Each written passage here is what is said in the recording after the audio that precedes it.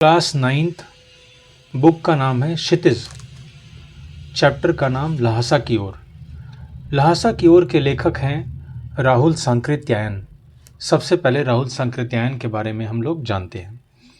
राहुल सांकृत्यायन का जन्म सन 1893 में उनके ननिहाल गांव पंदहा, जिला आजमगढ़, उत्तर प्रदेश में हुआ। उनका पैतृक गांव कनैला था। उनका मूल नाम केदार पांडेय था। उनकी शिक्षा काशी, आगरा और लाहौर में हुई। सन 1930 में उन्होंने श्रीलंका जाकर बौद्ध धर्म ग्रहण कर लिया। तब से उनका नाम राहुल सांकृत्यायन हो गया।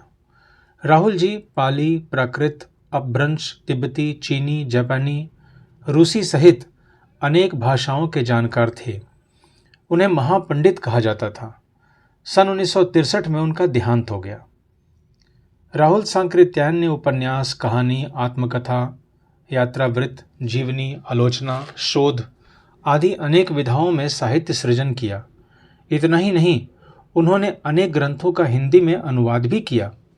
मेरी जीवन यात्रा 6 भाग, दर्शन दिग्दर्शन, 22वीं सदी, वोल्गा से गंगा, भागो नहीं दुनिया को बदलो, दिमागी गुलामी, घुमक्कड़ शास्त्र उनकी प्रमुख कृतियां हैं।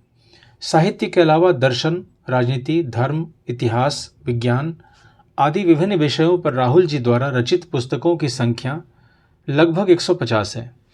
राहुल जी ने बहुत सी लुप्तप्राय सामग्री का उद्धार कर अत्यंत महत्वपूर्ण कार्य किया है। यात्रावृत्त लेखन में राहुल जी का स्थान अन्यतम है।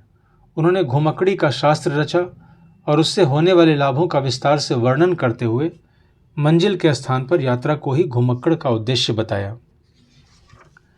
घुमक्कड़ी से मनोरंजन, ज्ञानवर्धन एवं अज्ञात स्थलों की जानकारी के साथ साथ भाषा एवं संस्कृति का भी आदान प्रदान होता है। राहुल जी ने विभिन्न स्थानों के भौगोलिक वर्णन के अतिरिक्त वहां के जनजीवन की सुंदर झांकी प्रस्तुत की है। संकलित अंश राहुल जी की प्रथम तिब्बत यात्रा से लिया गया है, जो उन्होंने सन 1929-30 में नेपाल के रास्ते की थी। उस समय भारतीयों को तिब्बत यात्रा की अनुमति नहीं थी, इसलिए उन्होंने यह यात्रा एक भिखमंगे के छद्म वेश में की थी। इसमें तिब्बत की राजधानी ल्हासा की ओर जाने वाले दुर्गम रास्तों का वर्णन उन्होंने बहुत ही रोचक शैली में किया है। इस यात्रा वृत्तांत में हमें उस समय के तिब्बती समाज के बारे में भी जानकारी मिलती है। ल्हासा की ओर, वह नेपाल से तिब्बत जाने का मुख्य रास्ता है। फरी कलिंगपोंग का रास्ता जब नहीं खुला था तो नेपाल ही नहीं, हिंदुस्तान की भी चीज़ें इसी रास्ते तिब्बत जाया करती थी। यह व्यापारिक ही नहीं, सैनिक रास्ता भी था। इसीलिए जगह जगह फौजी चौकियां और किले बने हुए हैं, जिनमें कभी चीनी पलटन रहा करती थी। आजकल बहुत से फौजी मकान गिर चुके हैं। दुर्ग के किसी भाग में जहाँ किसानों ने अपना बसेरा बना लिया है, वहाँ घर कुछ आबाद दिखाई पड़ते हैं। ऐसा ही परित्यक्त एक चीनी किला था। हम वहाँ चाय पीने के लिए ठहरे। तिब्बत में यात्रियों के लिए बहुत सी तकलीफ़ें भी हैं और कुछ आराम की बातें भी। वहाँ जाति पाति, छुआछूत का सवाल ही नहीं है और न औरतें पर्दा ही करती है। बहुत निम्न श्रेणी के भिखमंगों को लोग चोरी के डर से घर के भीतर नहीं आने देते, नहीं तो आप बिल्कुल घर के भीतर चले जा सकते हैं। चाहे आप बिल्कुल अपरिचित हों, तब भी घर की बहू या सासू को अपनी झोली में से चाय दे सकते हैं। वह आपके लिए उसे पका देगी। मक्खन और सोडा नमक दे दीजिए। वह चाय चौड़ी में कूट कर उसे दूध वाली चाय के रंग की बना के मिट्टी के टोटीदार बर्तन खोटी में रखकर आपको दे देगी। यदि बैठक की जगह चूल्हे से दूर है और आपको डर है कि सारा मक्खन आपकी चाय में नहीं पड़ेगा, तो आप खुद जाकर चौड़ी में चाय मथ कर ला सकते हैं। चाय का रंग तैयार हो जाने पर फिर नमक मक्खन डालने की जरूरत होती है। परित्यक्त चीनी किले से जब हम चलने लगे तो एक आदमी राहदारी मांगने लगा। हमने वह दोनों चीटें उसे दे दी। शायद उसी दिन हम थोडला के पहले के आखिरी गांव में पहुंच गए। यहाँ भी सुमति के जान पहचान के आदमी थे और भिखमंगे रहते भी ठहरने के लिए अच्छी जगह मिली। 5 साल बाद हम इसी रास्ते लौटे थे और भिखंगे नहीं, एक भद्र यात्री के वेश में घोड़ों पर सवार होकर आए थे। किंतु उस वक्त किसी ने हमें रहने के लिए जगह नहीं दी और हम गांव के एक सबसे गरीब झोपड़े में ठहरे थे। बहुत कुछ लोगों की उस वक्त की मनोवृत्ति पर ही निर्भर है, खासकर शाम के वक्त छड़ पीकर बहुत कम होश हवास को दुरुस्त रखते हैं। अब हमें सबसे विकट डांडा थोडला पार करना था। डांडे तिब्बत में सबसे खतरे की जगह है। 16-17 हजार फीट की ऊंचाई होने के कारण उनके दोनों तरफ मीलों तक कोई गांव गिराव नहीं होते।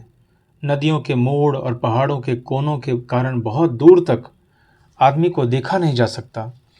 डाकुओं के लिए यही सबसे अच्छी जगह है। तिब्बत में गांव में आकर खून हो जाए तब तो खूनी को सजा भी मिल सकती है, लेकिन इन निर्जन स्थानों में मरे हुए आदमियों के लिए कोई परवाह नहीं करता। सरकार, खुफिया विभाग और पुलिस पर उतना खर्च नहीं करती और वहाँ गवाह भी तो कोई नहीं मिल सकता। डकैत पहले आदमी को मार डालते हैं, उसके बाद देखते हैं कि कुछ पैसा है कि नहीं। हथियार का कानून न रहने के कारण यहाँ लाठी की तरह लोग पिस्तौल बंदूक लिए फिरते हैं। डाकू यदि जान से न मारे तो खुद उसे अपने प्राणों का खतरा है। गांव में हमें मालूम हुआ कि पिछले ही साल थोडला के पास खून हो गया। शायद खून की हम उतनी परवाह नहीं करते क्योंकि हम भिखमंगे थे। जहाँ कहीं वैसी सूरत देखते टोपी उतार जीभ निकालते, कुची कुची दया दया 1 पैसा कहते भीख मांगने लगते। लेकिन पहाड़ की ऊंची चढ़ाई थी, पीठ पर सामान लादकर कैसे चलते, और अगला पड़ाव 16-17 मील से कम नहीं था। मैंने सुमति से कहा कि यहाँ से लडकोर तक के लिए 2 घोड़े कर लो, सामान भी रख लेंगे और चढ़े चलेंगे। दूसरे दिन हम घोड़ों पर सवार होकर ऊपर की ओर चले। डांडे से पहले एक जगह चाय पी और दोपहर के वक्त डांडे के ऊपर जा पहुँचे। हम समुद्र तल से 17 से 18 हजार फीट ऊंचे खड़े थे। हमारी दक्षिण तरफ पूरब से पश्चिम की ओर हिमालय के हजारों श्वेत शिखर चले गए थे। भीटे की ओर देखने वाले पहाड़ बिल्कुल नंगे थे। न वहाँ बर्फ़ की सफ़ेदी थी, न किसी तरह की हरियाली। उत्तर की तरफ बहुत कम बर्फ़ वाली चोटियाँ दिखाई पड़ती थीं। सर्वोच्च स्थान पर डांडे के देवता का स्थान था, जो पत्थरों के ढेर, जानवरों की सींगों और रंग बिरंगे कपड़ों की झंडियों से सजाया गया था। अब हमें बराबर उतराई पर चलना था। चढ़ाई तो कुछ दूर थोड़ी मुश्किल थी, लेकिन उतराई बिल्कुल नहीं। शायद 2-1 और सवार साथी हमारे साथ चल रहे थे। मेरा घोड़ा कुछ धीमे चलने लगा। मैंने समझा कि चढ़ाई की थकावट के कारण ऐसा कर रहा है और उसे मारना नहीं चाहता था। धीरे धीरे वो बहुत पिछड़ गया और मैं दोनकी वस्तु की तरफ अपने घोड़ों पर झूमता हुआ चला जा रहा था। जान नहीं पड़ता था कि घोड़ा आगे जा रहा है या पीछे। जब मैं जोर देने लगता तो वह और सुस्त पड़ जाता। एक जगह 2 रास्ते फूट रहे थे।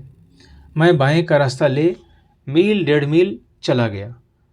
आगे एक घर में पूछने से पता लगा कि लडकोर के रास्ता दाहिने वाला था।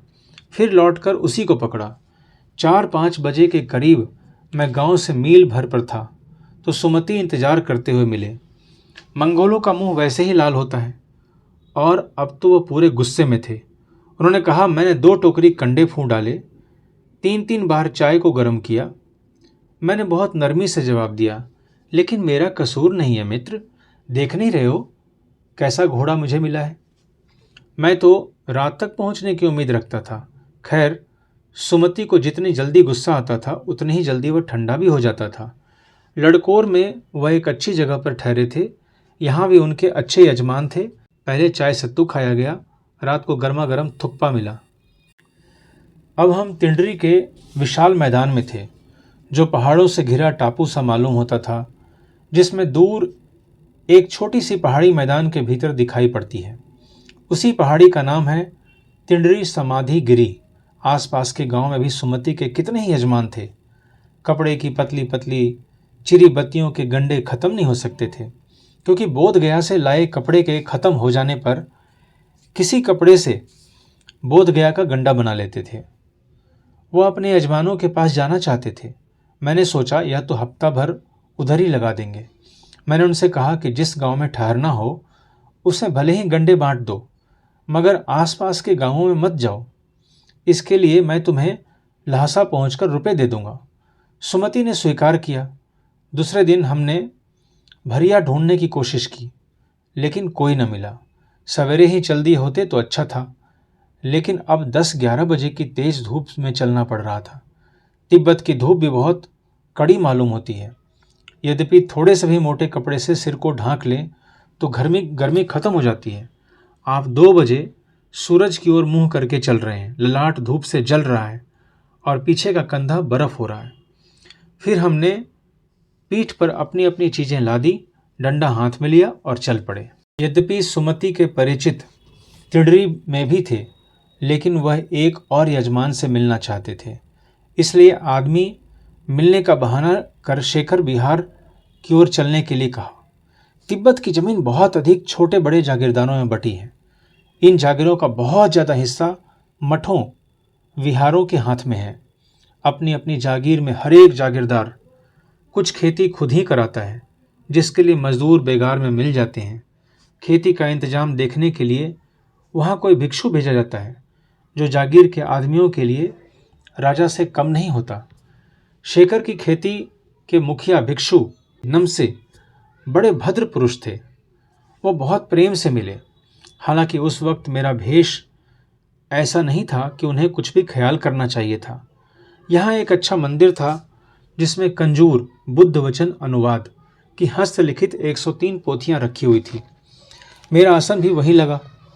वह बड़े मोटे कागज पर अच्छे अक्षरों में लिखी हुई थी।